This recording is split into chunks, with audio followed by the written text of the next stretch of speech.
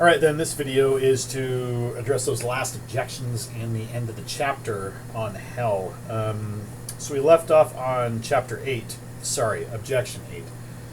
And objection 8, page 305, states that if hell exists, no loving soul in heaven can therefore actually be happy for all eternity because they may know people in hell, and if they know people in hell, then consequently they are not going to be happy. There's a couple possible responses to this. One of them is that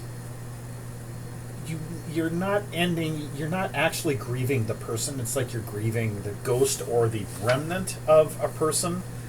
So there's one possible way that can be, that can address things. Another is that you're so supremely happy in heaven that you are aware of that other person not being present, and that does cause a moment, if you like, or a small element of perhaps grief. I'm not sure heaven is necessarily free of grief, though I could, I suppose, be wrong there. But ultimately, the reality is that the joy of heaven is such that those who choose hell end up not impacting those in heaven. Objection 9, moving on to page 306. It's not really an objection. It simply states that if it exists, it has to be overpopulated because there are so many swine out there.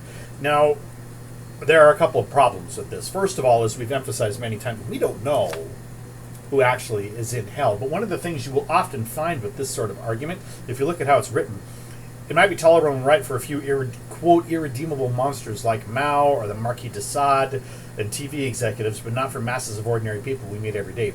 Okay, there's already a category error there. We don't know that Mao's in hell, or the Marquis de Sade, or Hitler, or Stalin, or anyone along those lines.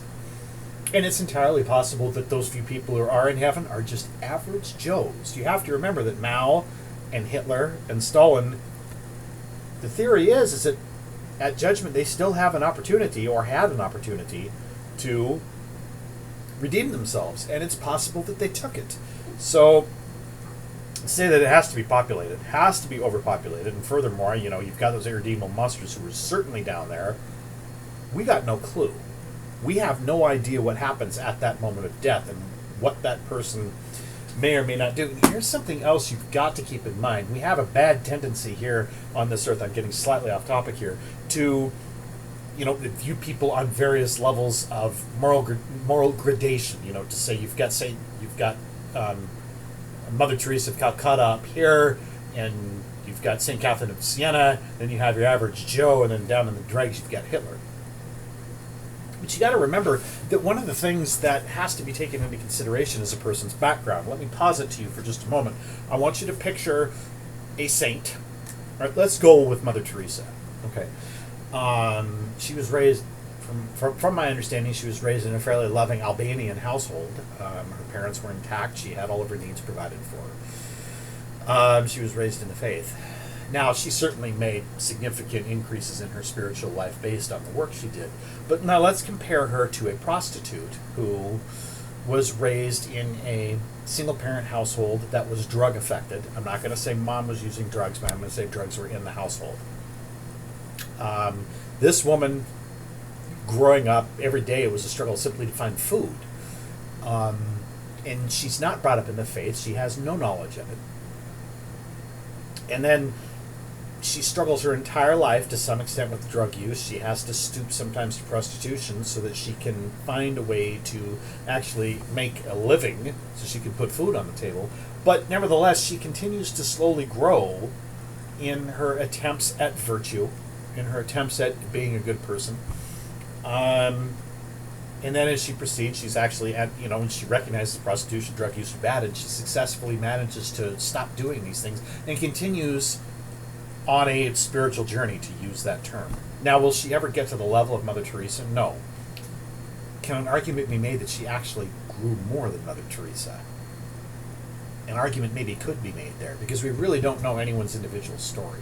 Only they know it. Only they and God know it. So, consequently, all that comes into play, too, at judgment. Only the person and God know what's really going on. We're not in a position to judge. We're really not even in a position to judge Mao, although we certainly can judge his actions, having resulted in the deaths of millions of Chinese, and Stalin in the deaths of millions of Russians and Christians and so forth. At any rate, getting slightly off topic, but to some extent that addresses this issue of Objection 9. We can't know. We can hope that there aren't too many people there. Objection 10 states an eternal hell seems to mean that God is not totally or finally victorious over evil. Heaven and hell seem to be co-eternal forever. Again, if God is in that sense fully victorious, if we're going to judge it as such, then he has to remove our free will. That's category error 1. Here's category error 2. Heaven and hell seem co-eternal forever. Wrong. I guess we're probably not going to end up getting into reading The Great Divorce. So very, very briefly, what gets described in that story is hell is like this very tiny crack in the soil in between two grass blades of the final creation where heaven is found. So hell is minuscule. It is tiny. It is virtually non-existent. To say that is co-eternal or co-equal to heaven is absurd. It's like saying that the earth is co-equal to the universe. The universe is vast. The earth is incredibly tiny in relation to the rest of it. Lewis's notion was that hell was totally, literally, insignificant in relation to heaven. Objection 11 states the God of the Bible is a God not only of knowledge, love, justice, power, but also of God of purpose. Everything in his creation serves a purpose. What purpose does hell serve? Really? Do we have to go through this again? You've got a big gathering in your household. All the family and friends are over. There's going to be gifts open. But your parents to say, for you to attend this thing, you have to do these certain things. You have to do some chores. You have to apologize to your brother. Who knows what it is? And you say, no, I'm not going to do it. I'm simply not going to do it. And your parents say, okay, well, if you absolutely insist, but you're not going to attend this event. You're going to have to hide out somewhere. So you hide out in your room. You choose to be there. Okay. It's, again, hell's the same thing. If someone absolutely insists on being away from God, union with God, being away from heaven, then there's got to be a place for him. That place is hell. And then finally, Objection 12 talks about hell must be annihilation.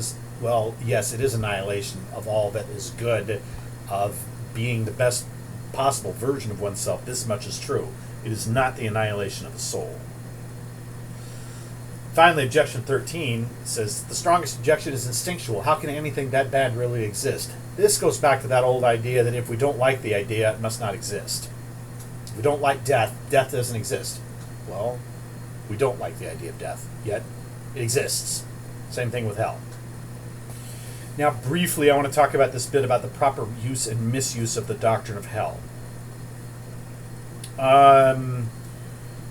The objection comes down to this. If you look at the first 4 lines, 309, under that heading, the proper use and misuse. The objection comes down to this. Hell was probably invented out of hate and fear and a desire to control and dominate people, since that is the fruit the doctrine produces. Well, you can make the same argument about heaven. Do what I tell you and you get this cookie. I mean, sorry, we're still talking about operant conditioning procedures, ultimately, with that sort of argument, and the existence of heaven and hell go beyond operant conditioning procedures. That said, there is no question that the doctrine has been misused. And those who have been hurt by this misuse, look at those numbered items on page 309. Those who have been hurt by the misuse of this doctrine often seem to think that those who believe in hell, 1, want hell to exist, 2, want humans to go there, 3, self-righteously exclude themselves from its dangers, and 4, coolly and detachedly discuss this ultimate holocaust and horror. All of these are hellish misrepresentations. Okay, they're misconceptions. But the idea that hell can't exist because people want it to exist, there are certainly people out there who want the idea of hell to exist. They're vengeful. Doesn't alter the fact that it needs to exist. I, for one, wish it didn't exist. Number 2, want humans to go there. Yeah. Every time you say, God damn you, technically you're saying you want that person to go to hell. Do you really want a person to go to hell? Do you want a person to be separated from the love of God? Now, there are people out there who will do this and misuse this, but number 3 is the one you really need to watch out for. Hell is meant for people like Mao and the Marquis de Sade and Stalin and whatnot. I'm safe. Don't ever be saying that. Okay? That's a serious danger. The prayer needs to be, the desire needs to be, I'm going to work as best I possibly can here on this earth to obtain heaven, which may mean actually purgatory, and hopefully I'm doing it right. But beware of those sins that you cling to. They literally can drag you down. Okay. We will have some questions assigned later. I'm not going to get into those right now. We'll have this discussion on Wednesday, and that's it. See ya.